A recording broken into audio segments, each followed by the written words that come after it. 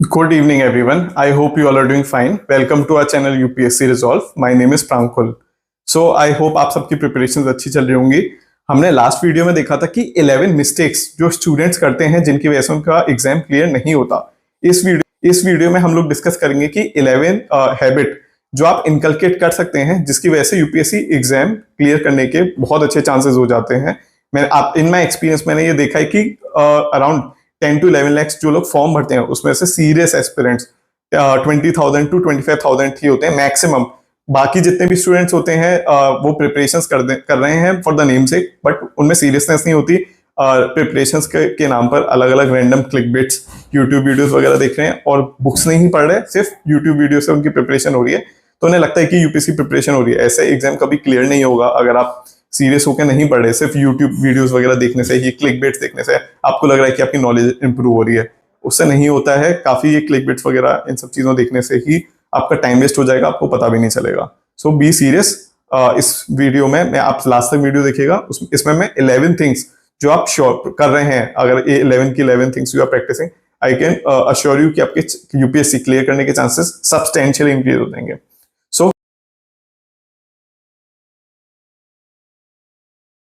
first habit that you can inculcate is scroll the YouTube playlist and limit the channels। इसका मतलब ये है कि आप जो भी चैनल फॉलो कर रहे हैं आप उनकी प्लेलिस्ट में जाइए। अगर प्लेलिस्ट में क्लिकबेट्स जैसे कि UPSC is a scam, 100% prelims will be postpone, ऐसी सारी videos, clickbait unnecessary distracting videos हैं जो सुनने में अच्छी लगती हैं बट इंफॉर्मेटिव नहीं है कि कैसे पीवाईक्यू प्रैक्टिस कर रहे हैं, आंसर राइटिंग वगैरह, ऐसी वीडियोस नहीं है इंफॉर्मेटिव।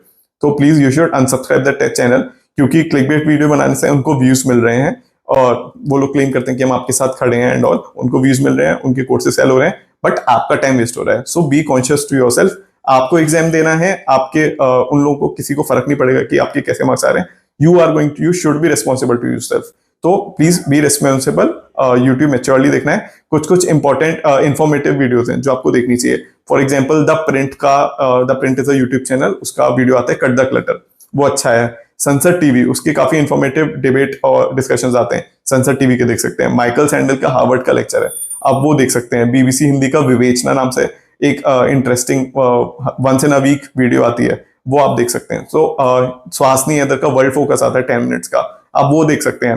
हिंदू का इन फोकस आता है पॉडकास्ट, वो देख सकते हैं। Puliyabaazi is a very good podcast, वो सुन सकते हैं। तो ये इन्फॉर्मेटिव चीजें देखनी है, ये क्लिकबेट्स नहीं देखने। काफी सारे चैनल जैसे पाथफाइंडर वगैरह लास्ट 6 मंथ्स क्लेम कर रहे हैं कि यूएस गवर्नमेंट का फॉल होने वाला है, मिलिट्री टेक ओवर होने वाला है, और ये कंटिन्यूसली जब से शेख हसीना का फॉल हुआ ऐसी वीडियोस आ रही हैं, उस पर लैक्स ऑफ व्यूज आते हैं। जो नॉन सीरियस एस्पिरेंट्स हैं उन्हीं के व्यूज आते हैं। फिर आप लास्ट में कहते हैं कि सर हमारा क्लियर नहीं हो रहा एग्जाम, हमने सारी मेहनत करी थी, बट वो इसलिए ही क्लियर नहीं हो रहा क्योंकि इन सारी क्लिकबेट्स वगैरह रील्स में वीडियोस में आपका टाइम वेस्ट हो जाता है। So be careful.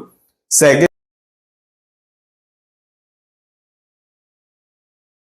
Habit that you should inculcate is reading habit. Reading habit बहुत जरूरी है। रीडिंग हैबिट, आप अनलिमिटेड सोर्सेज पढ़ रहे हैं, अननेसेसरी इनफाइनाइट कोचिंग के नोट्स पढ़ रहे हैं, उससे बेटर काफी अच्छे ब्लॉग्स हैं वो पढ़ने चाहिए इंफॉर्मेटिव, जैसे द प्रिंट का ब्लॉग हुआ, द वायर हुआ, स्क्रॉल हुआ। अगर आपके पास टाइम है तो ये ब्लॉग पढ़िए, दीज आर इन्फॉर्मेटिव ब्लॉग। कुछ बुक्स पढ़ सकते हैं इंटरेस्टिंग, जैसे होमो सेपियंस है, 21 लेसन्स इन 21st सेंचुरी है। इससे आपका कॉम्प्रिहेंशन अच्छा होगा, आपकी थिंकिंग पावर अच्छी होगी, आपकी राइटिंग स्किल्स अच्छी होंगी। तो ऐसी अगर आप book interesting important books follow कर रहे हैं या ब्लॉग्स फॉलो कर रहे हैं तो आपको काफी हेल्प होगी समझने में, रीडिंग कॉम्प्रिहेंशन अंडरस्टैंड करने में है, और प्रैक्टिस करने में, ऐसे में, एथिक्स में काफी हेल्प होता है। सो अननेसेसरी सोर्सेज की बजाय इंपॉर्टेंट चीजें हैं, आप उसे फोकस पढ़ने में फोकस करिए।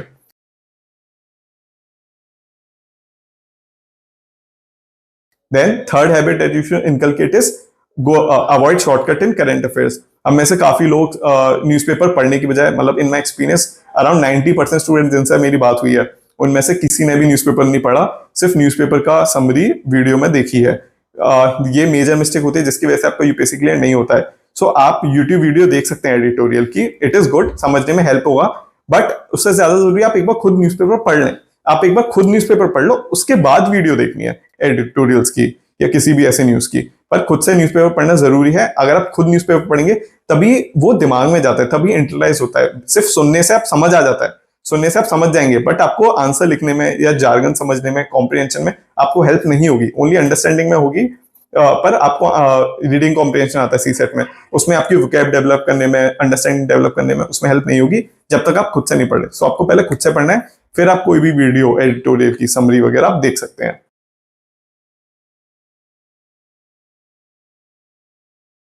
देन फोर्थ हैबिट जो आप डेवलप कर सकते हैं इस discipline matters more than motivation.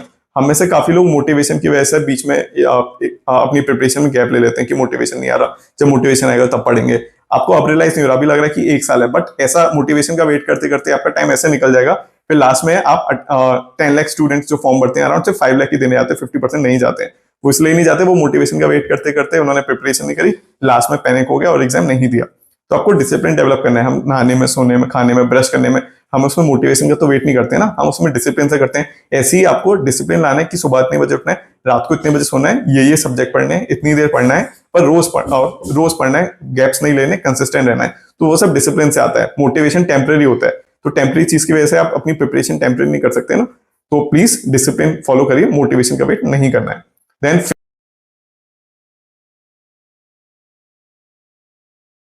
Fifth habit that is important is revision and recall strategy. See, एक बार बुक पढ़ने के बाद हमें लगता है कि हमें सारी नॉलेज आ गई है, तो हम उसको रिवाइज नहीं करते। हमें लगता है एक बुक पढ़ेंगे, हम दोबारा इसमें टाइम वेस्ट क्यों करें, हम नेक्स्ट नोट्स पढ़ लेते हैं और इन्फॉर्मेशन कलेक्ट करते हैं, हमारा परफेक्ट नॉलेज हो जाएगी, परफेक्ट आंसर बनेगा। But this is a wrong strategy. अगर आप रिवाइज नहीं कर रहे हैं, जो भी आपने सपोज 1 महीने में आपने पॉलिटी पढ़ी है लक्ष्मीकांत से, पर आपने लक्ष्मीकांत से रिवाइज नहीं कर रहे हैं, तो वो जो आपने 1 महीना मेहनत करी है, टाइम दिया, वो सब वेस्ट हो जाएगा अगर आप उसे रिवाइज नहीं कर रहे हैं। तो प्लीज प्रॉपर रिवीजन स्ट्रेटेजी रखिए। फॉर एग्जाम्पल, आप रात को सोने से पहले 10-15 मिनट रिवाइज करना है कि पूरे दिन में आपने सोने से पहले सोचना है कि आपने क्या क्या पढ़ा, क्या क्या कॉन्सेप्ट पढ़े। तो वो 15 to 20 मिनट्स रात को सोने से पहले रोज देना है, दिन का मैं जितना भी पढ़ा है उसको रिवाइज करने में।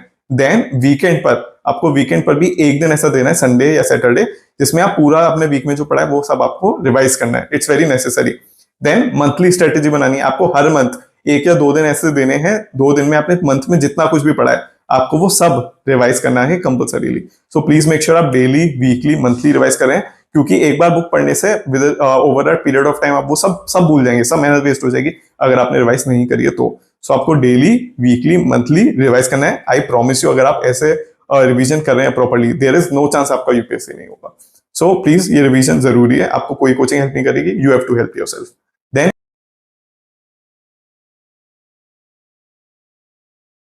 Next 6 strategies, go to basics.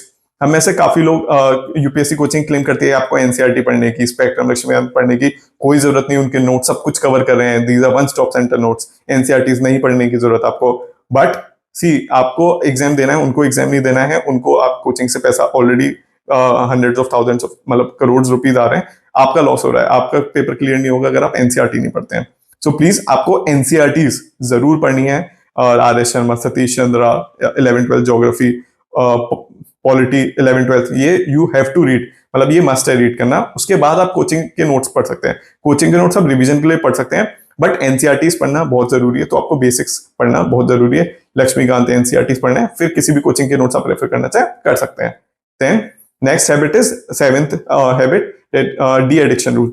De addiction मैंने आपको लास्ट वीडियो में बताया था, हम में से काफी लोगों को एडिक्शन हो जाता है सोशल मीडिया, अल्कोहल, स्मोक वगैरह का, जिसकी वजह से डिस्ट्रैक्शन होता है हमारी प्रिपरेशन में। So there is a universally accepted 21 day rule. जैसे आप सोशल मीडिया अनस्टॉल करिए, फिर अनस्टॉल करने के बाद काफी क्रेविंग होगी दोबारा री इंस्टॉल करने की, but you have to control yourself for 21 days. 21 दिन तक आप कंट्रोल कर लो अपने आप को, फिर 22वें दिन से आपकी वो हैबिट डेवलप हो जाएगी, आपको फिर क्रेविंग नहीं होगी, प्रिपरेशन कंट्रोल करने में ईजी हो जाएगा। So please control, self restrain जरूरी है, तभी ये एग्जाम क्लियर होगा। ये एग्जाम सेक्रीफाइसेस मांगता है, तो आपके एडिक्शन का you have to sacrifice. Then 8 strategies have a strategy and a plan. आपको प्रिपरेशन यूपीएससी करते के टाइम आपको प्रॉपर स्ट्रेटेजी होनी चाहिए आपकी।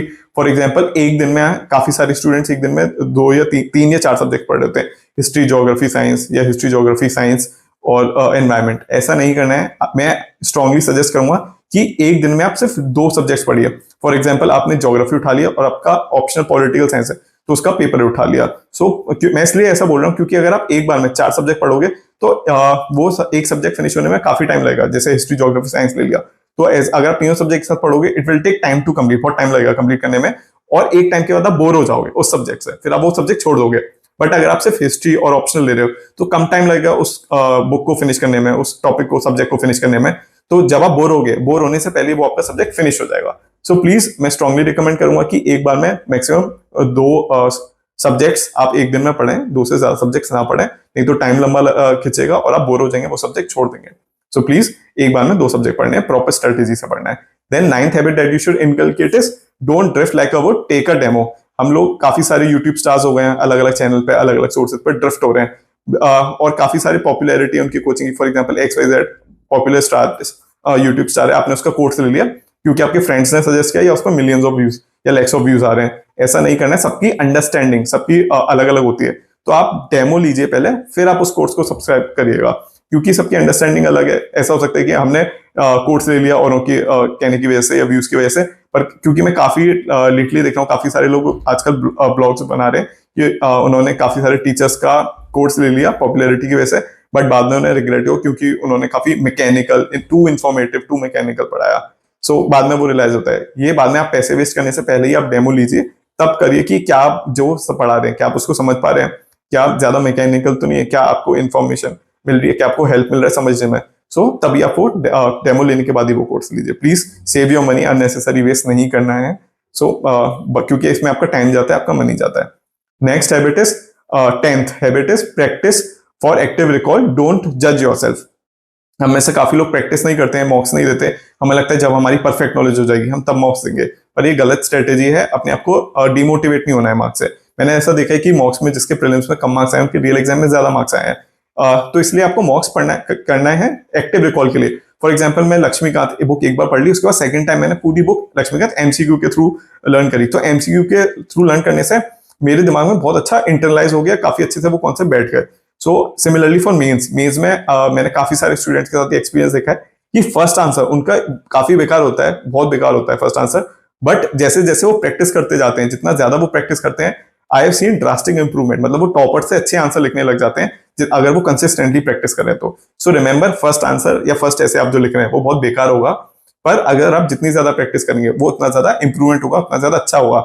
एग्जाम में जितना प्रैक्टिस करें, क्योंकि लिखने से चीजें याद होती हैं, अगर आप लिख रहे हैं, प्रैक्टिस कर रहे हैं, तो आप वो इजीली याद कर पाएंगे, और एग्जाम टाइम में बहुत कम टाइम होता है आंसर लिखने का, तो आप वहां जल्दी से रिकॉल कर पाएंगे। So please practise as much as possible. अपने आप को जज मत करिए मार्क्स के बेसिस पे, अपने आप को इंप्रूव करिए।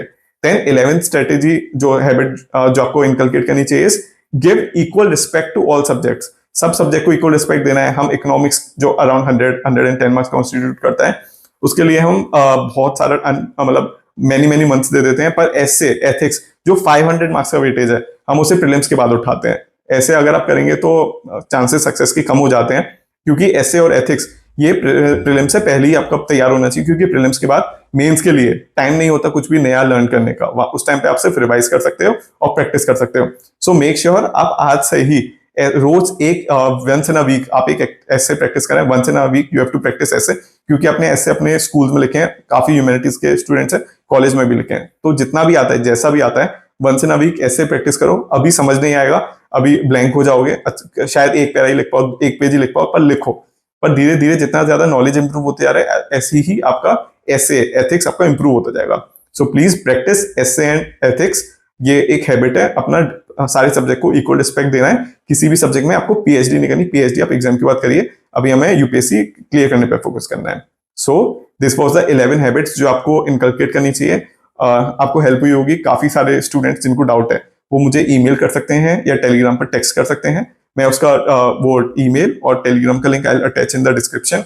बाकी let's meet in the next session. Informative video मैं जल्दी नेक्स्ट अपलोड करूंगा।